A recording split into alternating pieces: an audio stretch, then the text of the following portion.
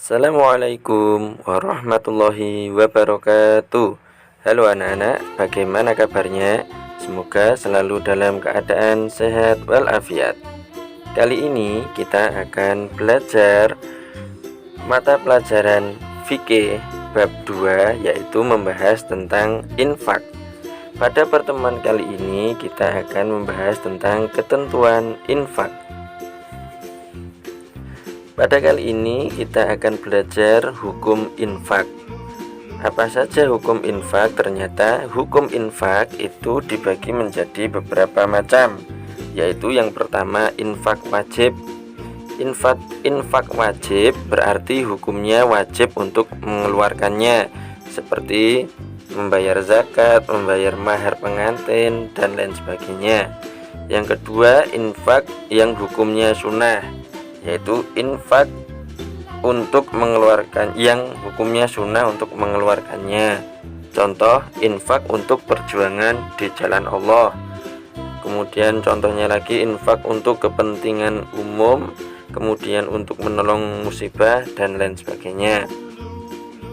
Yang ketiga, infak mubah. Infak mubah berarti hukumnya mubah untuk mengeluarkannya, seperti infak memberikan hadiah, memberikan hibah, dan lain sebagainya. Yang terakhir ada infak haram.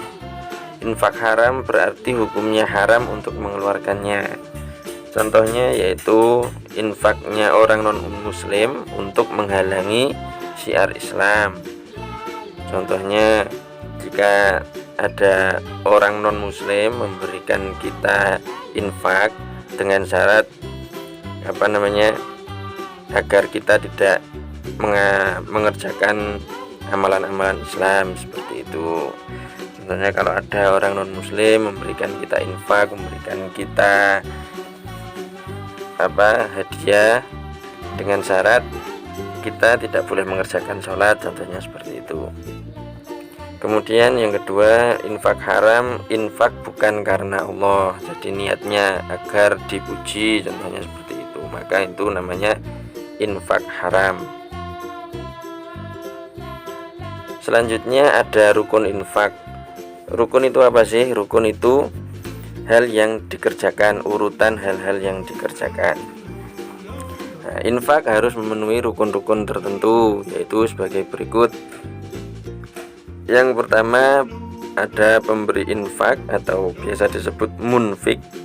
Yang kedua ada penerima infak, biasa disebut munfik lahu.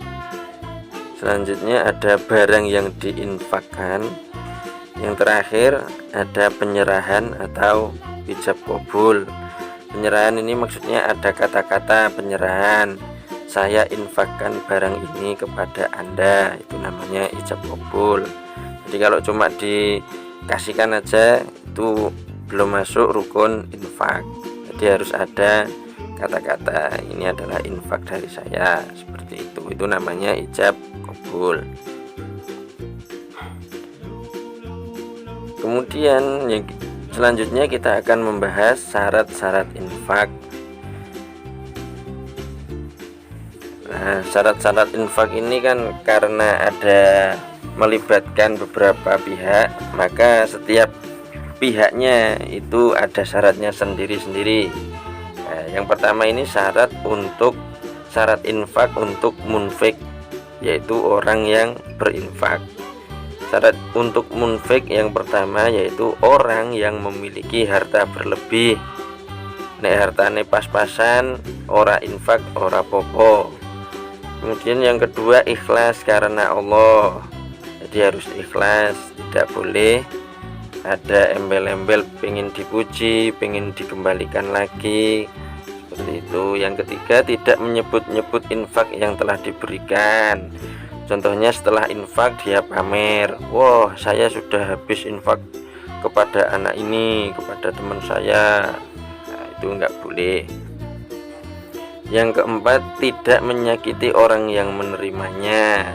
Ya, contohnya habis infak dia kemudian mengejek-ejek teman yang diberikan infak tadi, itu tidak boleh.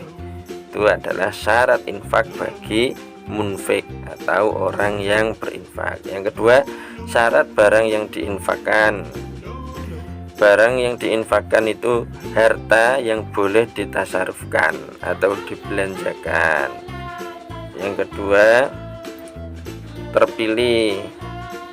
Yang ketiga, harta yang diperjualbelikan. Yang keempat, orang yang sah pemiliknya. Jadi saya itu pemilik mutlak barang tersebut. Yang kelima, sah menerimanya. Yang keenam, tanpa adanya pengganti. Infak itu enggak boleh ada pengganti. Nah, sekarang kita akan membahas tentang tata cara infak. Nah, infak ini yang paling bermanfaat dan pahalanya terus menerus adalah amal jariah. Contohnya ya membangun masjid, membangun sekolah, seperti itu. Nah, sekarang mari kita pelajari dengan baik tata cara berinfak dengan benar. Nah, maka kita harus tahu siapa saja golongan penerima yang berhak menerima infak. Nah, golongan penerima infak ini sebenarnya sudah terdapat pada surat Al-Quran, yaitu surat Al-Baqarah ayat 215, yang artinya kurang lebih seperti ini. Mereka bertanya kepadamu, hai Muhammad, tentang apa yang harus mereka infakkan. Katakanlah, harta apa saja yang kamu infakkan hendaknya diperuntukkan bagi kedua orang tua, kerabat, anak yatim, orang miskin, dan orang yang dalam perjalanan. Dan kebaikan apa saja yang kamu kerjakan, maka sesungguhnya Allah Maha mengetahui. Quran surat Al-Baqarah ayat 215. Nah, berdasarkan ayat di atas, golongan penerima infak adalah sebagai berikut. Yang pertama adalah orang tua. Yang kedua, saudara terdekat atau keluarga. Yang ketiga, anak-anak yatim. Yang keempat, fakir miskin. Yang terakhir, orang yang sedang perjalanan atau musafir. Nah, sedangkan siapa golongan yang tidak berhak menerima infak?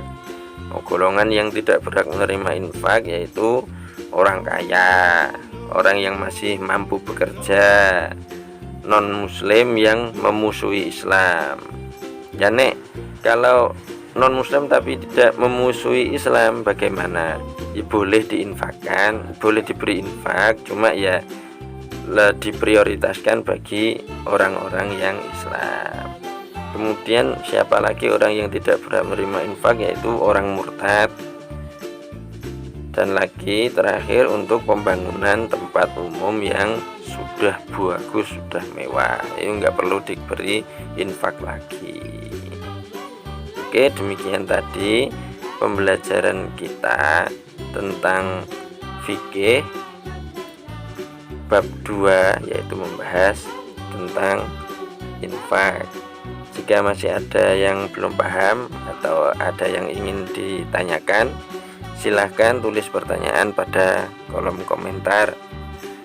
Pak Sultan akhiri, Assalamualaikum warahmatullahi wabarakatuh.